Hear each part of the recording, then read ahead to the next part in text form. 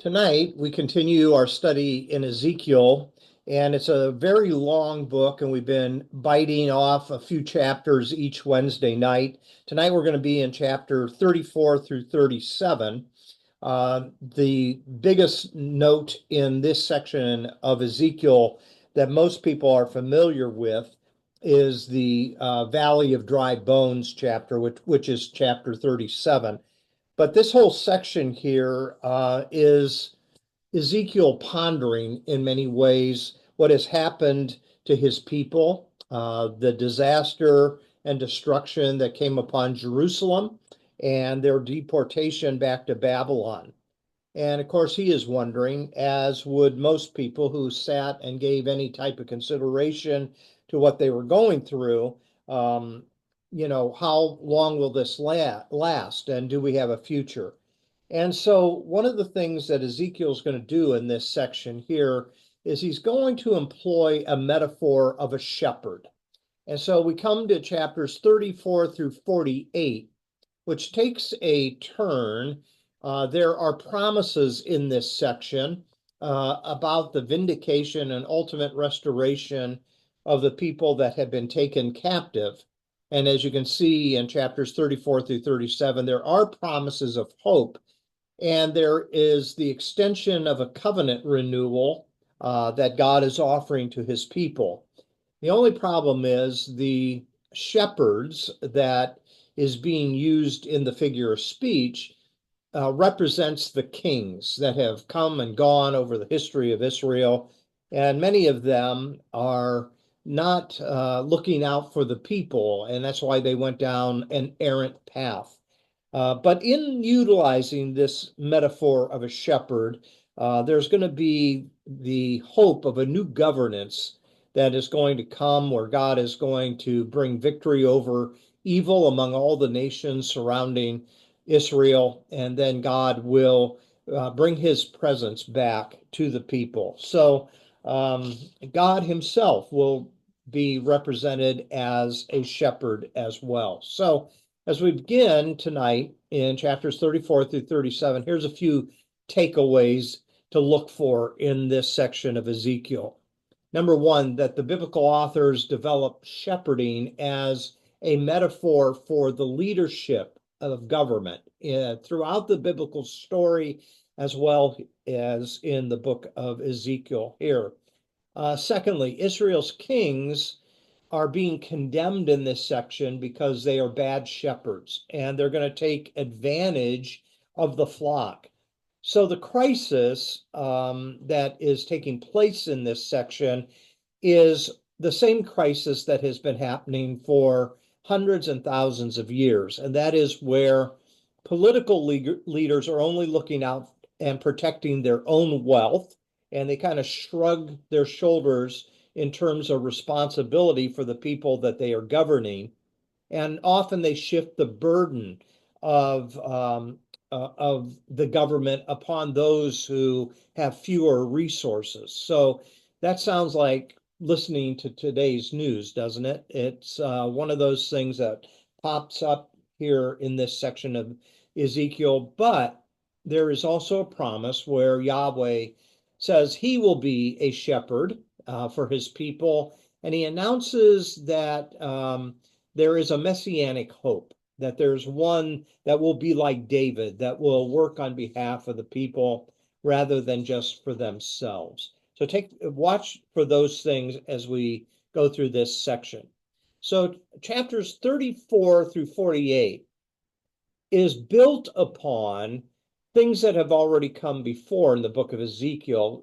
It picks up some of the same themes that you see in chapter 6, 11, 16, 17, 20, and 28. So there is definitely kind of a prelude to this section, but it's really built more upon the great covenantal promise that God will receive his people back if they will turn and they will once again embrace the covenant restrictions and privileges. And so you find this in the book of Leviticus. You don't need to turn there, but just kind of listen as I read Leviticus chapter 26 in verses 40 through 45, there is this promise as far back as the giving of the law. It says here, but if they will confess their sins and the sins of their fathers, their treachery against me and their hostility toward me, which made me hostile toward them, so that I sent them into the land of their enemies. Even in Leviticus, it talks about the exile as a possible punishment. Then, when their uncircumcised hearts are humbled and they pay for their sin, I will remember my covenant with Jacob and my covenant with Isaac and my covenant with Abraham, and I will remember the land. For the land will be deserted by them and will enjoy its Sabbaths while it lies desolate without them. They will pay for their sins because they rejected my laws and abhorred my decrees. Yet, in spite of this, when they are in the land of their enemies, I will not reject them or abhor them so as to destroy them completely, breaking my covenant with them. I am the Lord their God. So he is building upon, I think, this covenant reminder that if the people will begin to get things straightened out, God will come back to them. And if you look down at the bottom of the slide, you see the word restoration pops up in each of the remaining chapters. Restoration of a good king, restoration of a land, restoration of God's honor, restoration of the covenant that he made with them, restoration of God's rule over the other nations who seem to be in power and ruling over the nation of Israel at this point in time. His presence among the people, especially in chapters 40 through 46, is going to be represented in a new temple vision that we'll talk about in the next couple of weeks. So my goal is to finish this study after tonight with two more studies, and we'll see if that works out that way or not. But we're going to just take a bite looking at chapters 34 through 36. So in your handout there, you will see this chart, and you'll notice some of the themes that I put into this chart here. Shepherding in chapter 34. God's going to become the ultimate judge of these shepherds who led the sheep astray. The promise of a new shepherd, a new covenant, and even the multiplying of the flock. Then chapter 35 to 36, 15. It's interesting that mountains are used as an image here. The mountain of Seir, which represents the nation of Edom, and then the mountain of Israel, that is then again talked about in terms of restoration and again multiplication of citizens within that nation. And then in chapter 36 through 37, you have a new heart that is promised. And as part of a new heart, God's going to regather them to the land. They're going to return to their home, and they're going to be repurified, that their sins have been cleansed. And then into chapter 37, you have this image of the valley of dry bones. And we'll talk about that in a few moments. And the image is bringing that which is dead back to life. And as a result of that, there will be a covenant of peace under a new shepherd. So this chart is meant for you to kind of grab visually the themes that are in this section: shepherds, mountain, sheep, the idea of resurrection and restoration and return. Though all of these things are a part of this section's literary development. So let's take a chapter at a time. So when you come to chapter 34, the first thing that Ezekiel is going to talk about is how the shepherds, again, a metaphor for the king and those that are in power, how they used their position to serve themselves. So take a look at verse 1. Again, we're not reading every verse, but it says here in verse 1, the word of the Lord came to me, Son of man, prophesy against the shepherds of Israel. Prophesy and say to them, This is what the sovereign Lord says. Woe to the shepherds of Israel who only care of themselves. Now, shepherds here is building off a common vocation in that day, but he's not talking about people that are watching animals. He's talking about people that are supposed to be watching over people and caring for the common good. And they are not doing that. So it says here, woe to these shepherds. That will be a technique that even Jesus will use in the book of Matthew when he says, woe to the Pharisees, who are kind of using their position of power to take advantage of the flock as well. If you jump down to verse 4, you have not strengthened the weak or healed the sick or bound up the injured. So, what has happened here is they have not taken care of people who have difficulty taking care of themselves because they don't have the financial means, or maybe they have other particular problems in their life that they need help from the government. They need intervention just to survive. Now, Ezekiel seems to be picking up on a very similar accusation that Jeremiah made back in chapter 23. So you'll find some similar imagery and some similar statements that are made, especially in Jeremiah and Ezekiel, because they are ministering approximately in the same time with the same pressures and the same threat of a foreign invasion. If you look at the rest of verse 4, it says, you have not brought back the strays or searched for the lost. You have ruled them harshly and brutally. So they were scattered because there was no shepherd. And when they were scattered, they became food for all the wild animals. Again, this is not literal animals. He's talking about foreign nations that are eating them up. Okay. So through this image of shepherd and sheep, um, we find a condemnation upon those that are in power. And they are using their position, as often takes place, to stuff their own pocket, to line their own bank account.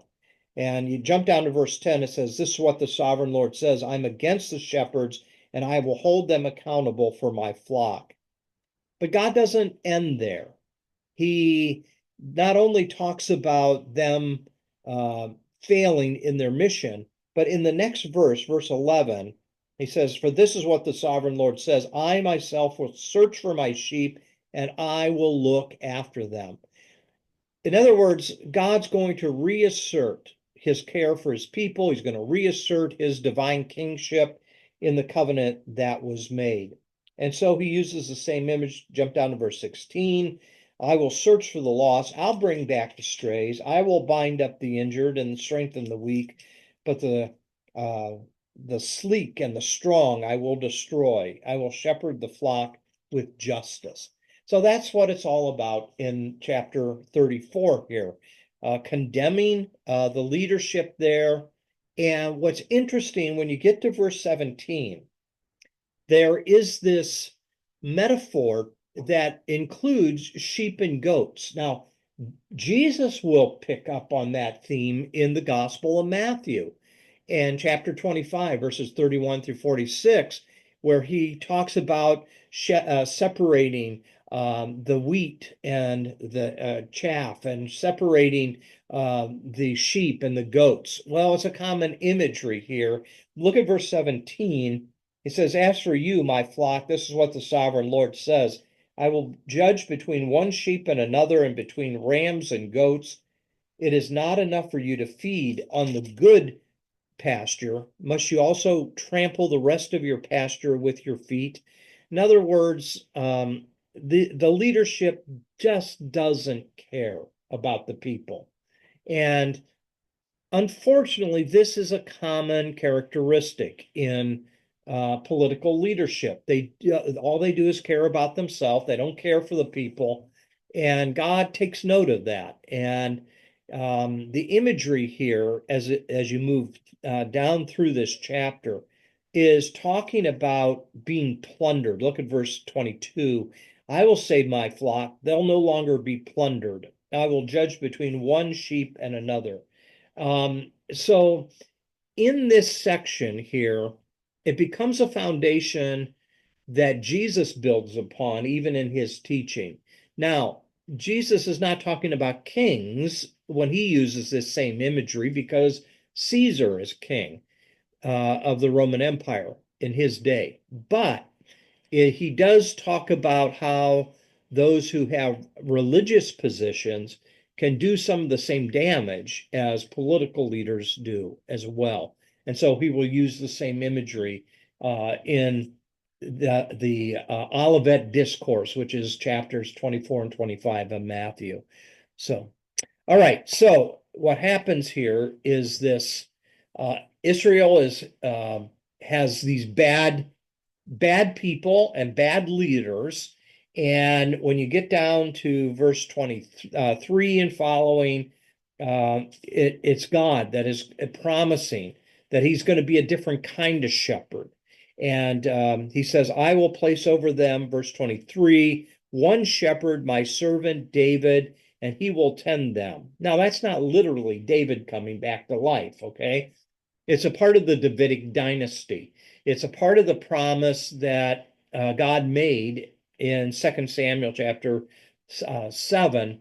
And he makes this promise to David that there will be someone of his lineage that will be on the throne. And so that's what's being picked up here by the prophet. And whoever this messianic figure is in Ezekiel's mind will tend to them and shepherd the people. And then God says, I'll be their God, and my servant David will be prince among them. I, the Lord, have spoken. And so here's this promise that there's someone that's coming. Now we know, looking back, that ultimately this is fulfilled in the person of Christ, who is the son of David. But at this point, Ezekiel is anticipating God's promise to raise up someone that can take back the power from those who have misused it and start to care for the people like a shepherd over the sheep. Okay. So this expands some of the covenantal blessings that you find in both Leviticus and Deuteronomy. And what we find here at the end of chapter 34 is kind of a covenantal formula. So take a look at verse 24. The Lord, will be their God, and my servant David will be prince among them. I, the Lord, has spoken. Now jump down to verse 30. It says, then they will know that I, the Lord, their God, am with them, and that they, the house of Israel, are my people, declares the sovereign Lord. You're my sheep, the sheep of my pasture, my people, and I am your God, declares the Lord. So this is, again, something that the people would have been familiar with from the Torah, but it's now being restated. It's now being renewed. And it's this anticipation that will allow the hope for regathering in the land and re-energizing the people to follow the commandments of God once they are back in the land.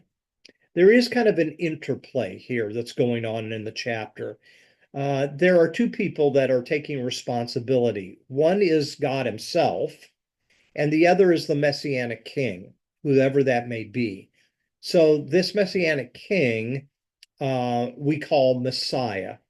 But what is talked about here is using, again, the shepherding image. And Jesus picks up on that. You'll notice on this slide here, down in the New Testament, Matthew and Luke and John chapter 10 in particular, Jesus also uses the image of being a shepherd. And in fact, in John chapter 10, he makes this statement: I am the good shepherd. I am the good shepherd. I'm going to lead people to good pasture.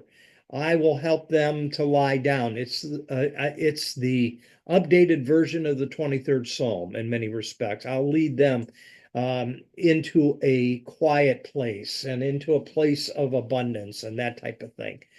So the good shepherd is built upon a long history of bad shepherds.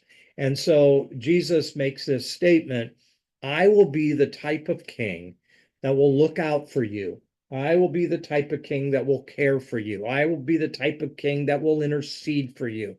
I'll be the type of king that will provide for you, that type of thing. So, any thoughts there that you might have? So, in chapter 35, when you turn into this chapter, this is where the imagery is not of shepherding, but of mountains. Now, I don't know if this is built upon the idea of shepherding, because where do shepherds take their sheep? Okay, take them out into pasture land, but sometimes they make their way through the valley between mountains, that type of thing. In chapter 35 and 36, it is kind of a single literary unit, and it has a contrast here. The contrast between the mountain of Edom, or it's also called Mount Seir, and the mountains of Israel. So look at verse 1 of chapter 35. It says, the word of the Lord came to me, Son of man, set your face against Mount Seir, prophesy against it, and say, this is what the sovereign Lord says, I'm against you, Mount Seir. I will stretch out my hand against you and make you a desolate waste. I will turn your towns into ruins, and you will be desolate. Then you will know that I am the Lord. Now, here's the reason for it. Verse 5, because you harbored an ancient hostility and delivered the Israelites over to the sword at the time of their calamity. Now, who did that? Well, it's the Edomites that did that. The Edomites took advantage of the vacuum that was created by the Babylonian exile, and they plundered what remained in Israel. And you see this in verse 10. It says, because you have said, these two nations and countries will be ours, and we will take possession of them. They saw an opportunity to go in and take what the Babylonians did not take. And as a result of that, they were laid to waste, and made the situation even worse by not caring for the people to come back to a land where at least there is something that they could build upon. Now, you'll notice one reference here is Obadiah. Now, don't try to find Obadiah, okay? Yeah. It's only a couple of pages. It comes right after Amos. But listen to verses 8 through 14. I'll read it. It says, in that day declares the Lord, will I not destroy the wise men of Edom, men of understanding in the mountains of Esau?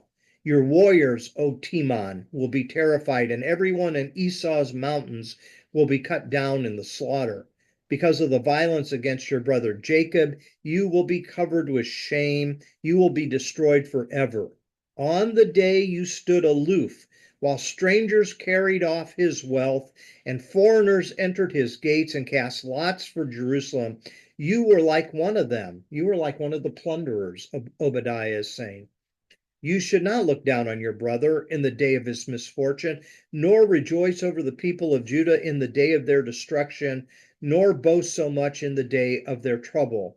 You should not march through the gates of my people in the day of their disaster, and not look down on them in their calamity, in the day of their disaster, nor seize their wealth in the day of their disaster. You should not wait at the crossroads to cut down their fugitives, nor hand over their survivors in the day of trouble. I think Obadiah makes it crystal clear what they were doing. That's why I wanted to read it. Obadiah and Ezekiel are saying this ancient rivalry between Jacob and Esau and between their people keep rising up, and they're brothers. And it just reminds me really of what we see taking place between the Israelites and the Palestinians. Related people, but could care less for each other and try to take advantage of the situation and so forth. So what happens here at the beginning of chapter 35 is Edom is under a curse because they did not look out for their brother. It goes all the way back to Cain and Abel. Am I my brother's keeper? Remember when Cain said that after he killed Abel? And the answer to that is yes, yes, you are. Even though he wanted to uh, wash his hands of that responsibility. Then in chapter 36, it switches from the mountain of Seir or the Edomites to the mountains of Israel. So take a look at verse 1. It says, Son of man, prophesy to the mountains of Israel and say, O mountains of Israel, hear the word of the Lord.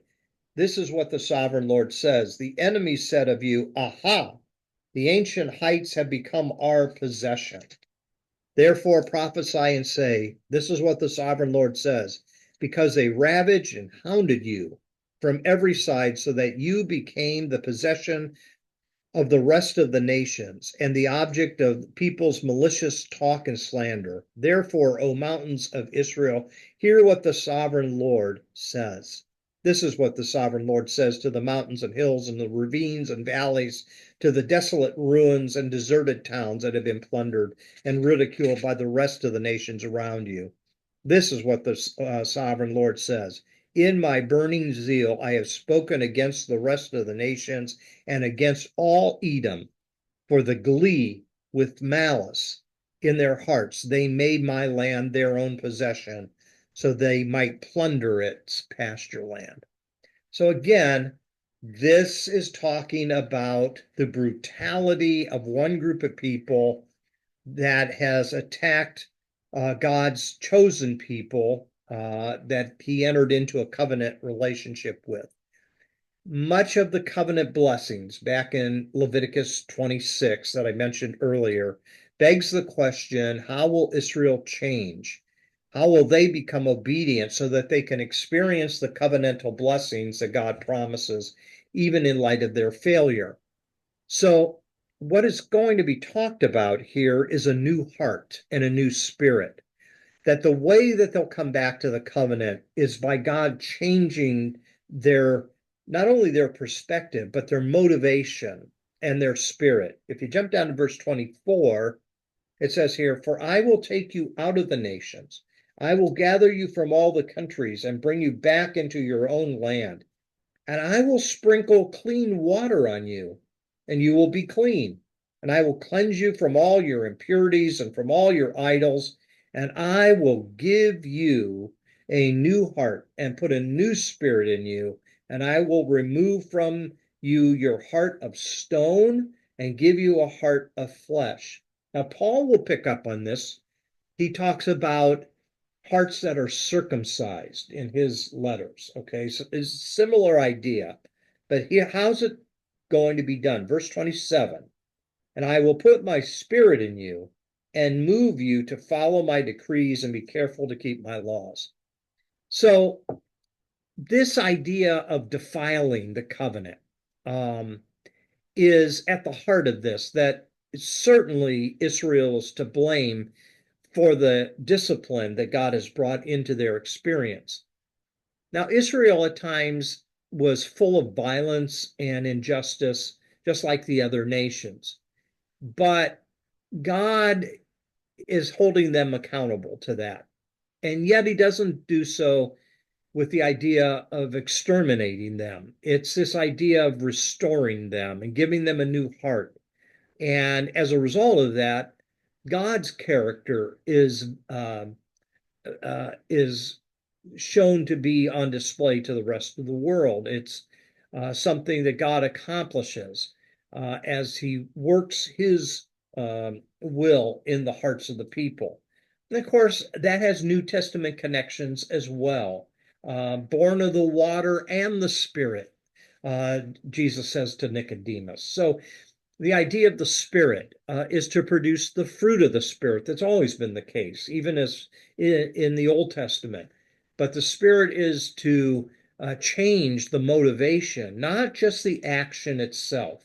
It's to be the internal compass that guides people into a better relationship, not only with God, but with other people as well. So now we see this promise of a restoration for a failed covenant partner. If we think of this in terms of a contract, that there are those that enter into a contract and fail to live up to its obligations. And so as a result, the business agreement, has been terminated. Yet what we find is that God does not, he does not uh, fail in his side of the covenant. And he does his very best to get his people to come back and to renew the covenant with him. So this is kind of a retelling of the relationship between God and Israel. And God talks about his holy name. If you jump down in verse 30, chapter 36, verse 20, this is kind of the purpose for his faithfulness, to show his character. It says, and whenever they went among the nations, they profaned my holy name, for it was said of them, these are the Lord's people, and yet they had to leave his land. I had concern for my holy name, which the house of Israel profaned among the nations where they had gone. The covenant relationship that God made with Israel just wasn't for Israel. It was for the rest of the world too, because it is through his covenant faithfulness to Israel that the rest of the world can see the type of God that stands in contrast to the false gods or tribal gods that many of the tribes and empires follow. And so look at this last point here on this slide. Israel's exile meant Yahweh was perceived as a merely tribal god who lost to Marduk and couldn't defend his people. Yet Yahweh is going to restore Israel, and it will hallow his name, as we're seeing here. Verse 22, therefore say to the house of Israel, this is what the sovereign Lord says, it's not for your sake, O house of Israel, that I'm going to do these things, but for the sake of my holy name. I'm going to put it on display for the world to see that I am faithful to the promises that I make. So the restoration has kind of a multifaceted approach in chapter 36 and on into chapter 37. The thing to take note of, and I think it's the most important part of this chapter, is down in verse 26 and 27, where this spirit, this life-giving, animating energy that brought to life in the book of Genesis, in the first creation, a renewed creation by his spirit. And what we find is this will be again drawn upon, especially by Paul in Romans chapter 7 and 8. So here the spirit is the ruach in Hebrew. This ruach is the energizing force inside the hearts and lives of people, that it gives them the ability to turn around and come back to God and to do what God is bidding them to do. Now, that is the setup for chapter 37, which is the Valley of Dry Bones. So when you come to chapter 37, you have two parts here. The first part is a vision of a valley of dry bones. The second part is a vision of two pieces of wood. So let's take them one at a time. The valley of dry bones. There is a connection here, I think, back to Genesis and even the Eden story, where God is energizing his people and placing them in a land of blessing, and he calls upon them to be his partner in carrying out this work in the world. Now, you see, the Valley of Dry Bones here is a change of metaphor from the shepherd and sheep imagery, but it's really built upon what's come before, especially chapter 36. So I do want to read, because this is one of those chapters I think most people might be familiar with in the book of Ezekiel. So we're going to slow down here for a second before we finish tonight, and let's look at the first vision. Beginning in verse 1, it says, "The hand of the Lord was upon me, and he brought me out by the Spirit of the Lord and set me in the middle of a valley, and it was full of bones. He led me back and forth among them, and I saw a great many bones on the floor of the valley, bones that were very dry." In other words, they've been dead a long time. Okay. He asked me, "Son of man, can these bones live?" I said, "O sovereign Lord, you alone know." Then he said to me, "Prophesy to these bones and say to them, dry bones, those dry bones," as the old song goes, "dry bones, hear the word of the Lord.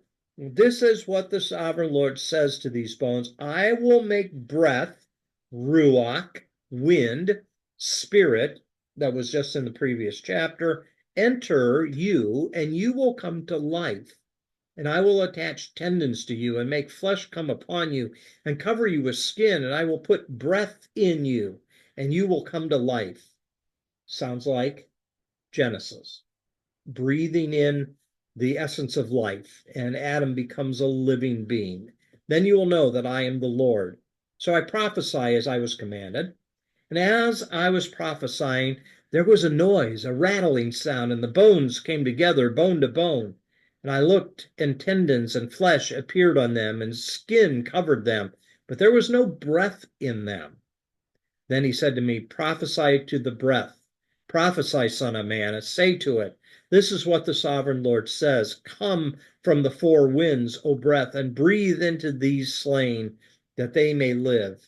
So I prophesied as he commanded, and breath entered them, and they came to life and stood up on their feet, a vast army. And then he said to me, "Son of man, these bones are the whole house of Israel. They say, our bones are dried up and our hope is gone. We're cut off.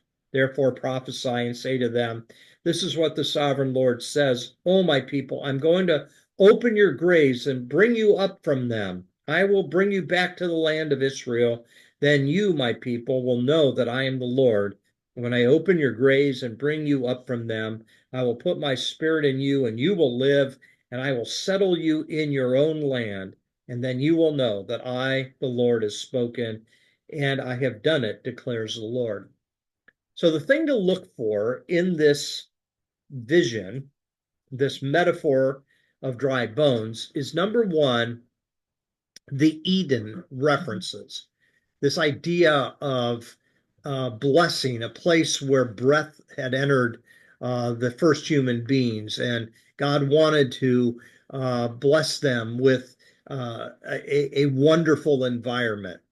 Uh, and it was lost early on, even before the nation of Israel was conceived. But what we find is a reanimation of the bones and the idea of a birthing of a new Israel. Now, that's very important that you take note of that down here.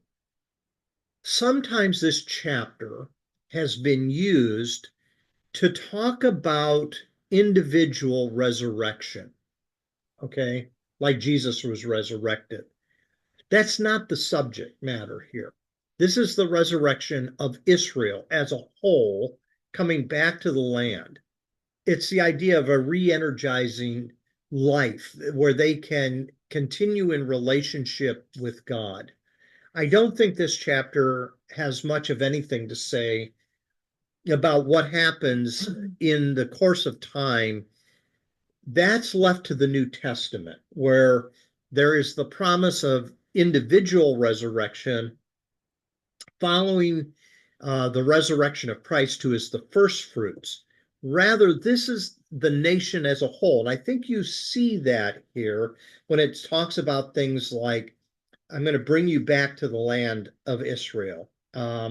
Those type of things here, it's not individual, it's collective. That's what's important to keep in mind here. He's talking collectively. Even though he's using Genesis overtures here, it's still important to understand that what God the spirit, the Ruach, does individually in the Genesis account, he does collectively in the nation of Israel when they come back. Now, we know because we have the text following this with Ezra and Nehemiah that not every Israelite comes back to the land, but there is a remnant that does come back. And that remnant will go about rebuilding the city, rebuilding the temple, and getting on with the characterization of being God's people in Jerusalem. So, the meaning, I think, of Ezekiel's vision of the Valley of Dry Bones is basically in verse 11 here. Son of man, these bones are the whole house of Israel. And I think it's this idea that Jerusalem fell to the Babylonians, and the exiles that are there, many of them will not come back, but some of them will. And that is the grave. The grave is Babylon. Some that were never able to return back to their own land, but they died in Babylon and they were buried in Babylon and that type of thing. But the promise is God will re-resurrect the nation from that grave and bring them back to a land that he had promised all the way back to Abraham. So just a word here about resurrection in the Hebrew Bible.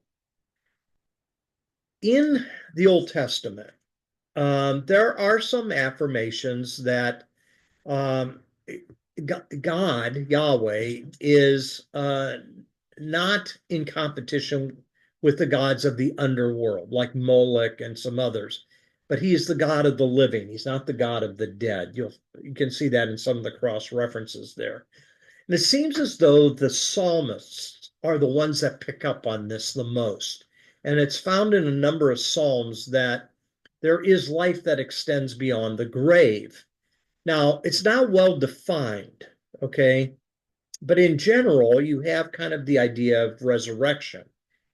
It's not until you get to the New Testament that you find that in the resurrection of Christ, there is the promise of the resurrection of individuals, that there is not only a renewal of creation that's coming, but there's the renewal of individuals. And this is our great hope, that we are not lost in the dust, that God knows us, that he resurrects us to new life that can never end. But that's New Testament language. That's not Old Testament language. Rather, Ezekiel is one that is using resurrection imagery here, but it's more in relationship to a covenantal restoration with the nation of Israel than individuals. So I hope that makes a lot of sense. Okay. All right. A couple more things. So here's kind of the reunification of Israel, that God is going to reconcile all things to himself. And this reconciliation in the Messiah, the David, quote unquote, that is still coming, is an act of new creation.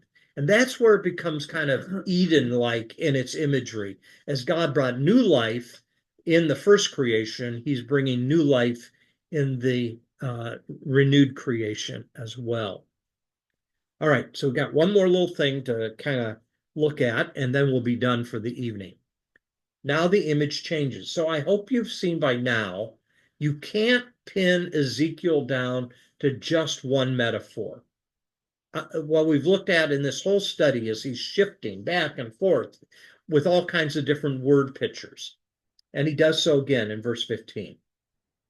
It says, the word of the Lord came to me, son of man, take a stick of wood and write on it, belonging to Judah and the Israelites associated with him. Then take another stick of wood and write on it, Ephraim's stick, belonging to Joseph and all the house of Israel associated with him. Join them together into one stick so that they will become one in your hand. Now, what is that talking about? Well, the NIV translates it as a stick of wood. The Hebrew really has more of an idea of a tree. And what you have is a grafting together of the tribes of Israel, the Israelites and the Ephraim stick and come back together. Judah and Israel is one stick, and Ephraim representing the northern tribes as the other stick, and they're being regrafted together. And it's the idea of becoming one people. Again, there has been division between the northern tribes and the southern tribes since the day of Solomon, when the people didn't like Solomon's heavy rule. Solomon wasn't a good shepherd. He overtaxed the people.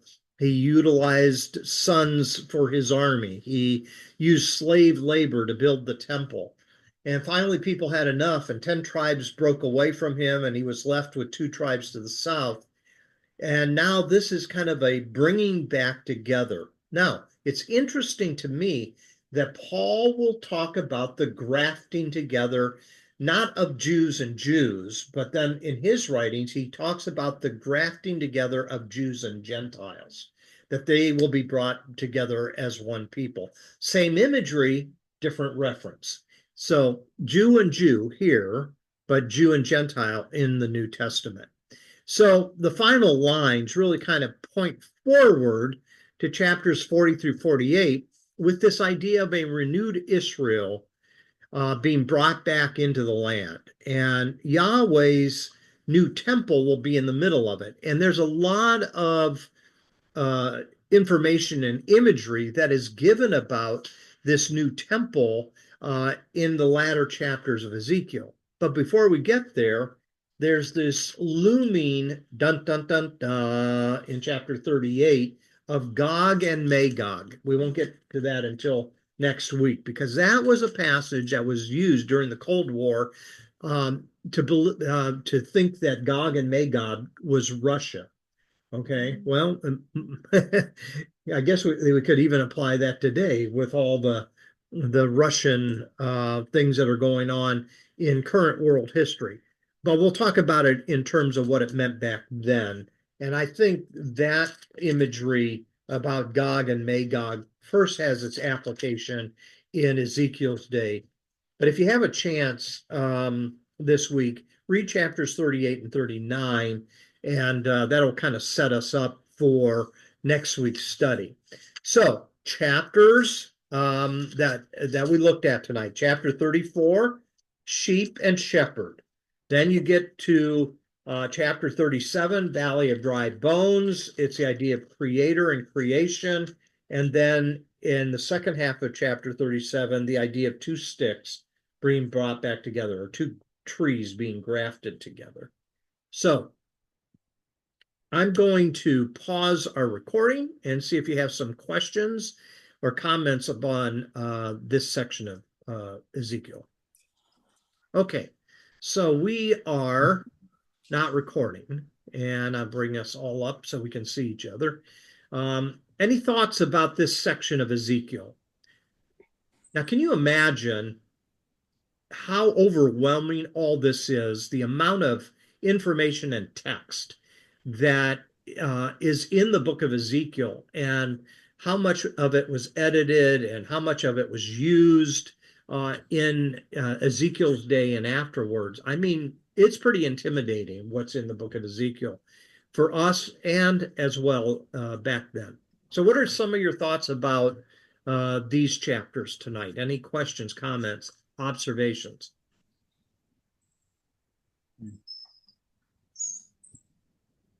Anything come to mind? We're off mute. So the Valley of Dry Bones is a very poignant visual metaphor describing what God has intended for the nation of Israel. And if you kind of keep that in mind, don't use the Valley of Dry Bones to talk about individual afterlife resurrection. That's not what it's talking about. You have to go to the New Testament for that. Any other thoughts? No? All right, well, tomorrow season begins for for the Guardians, and we'll see how they do this year. And I got my tickets. did you? Yeah. My 5 lottery tickets. Yeah, I got three National League games. Yeah. Philadelphia, Atlanta, and I don't remember who else. Uh-huh. But Good. well, Is we'll that see. later in the summer or? No, there's kind of like one every month. So I Oh, think okay. Philadelphia might be in April actually. Still, Uh-huh. Okay. Nice. That'll How be are you going fun. to watch it? pardon? How Well, are you going to watch the game tomorrow? I think we could actually I watch think we it might get it here. here actually. We get all sorts of Cleveland stuff down here, but we can't get it at home.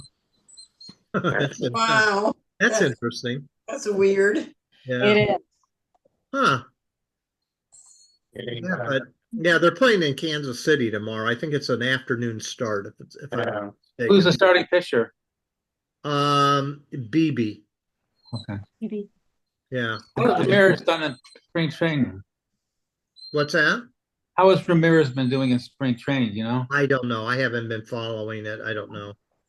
Ask Mark. His brother was out there last week.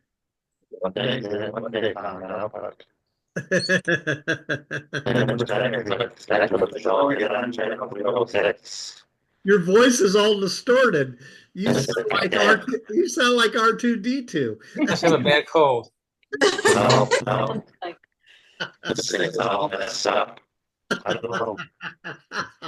You're Mark, if you R2D2. could hear yourself right now.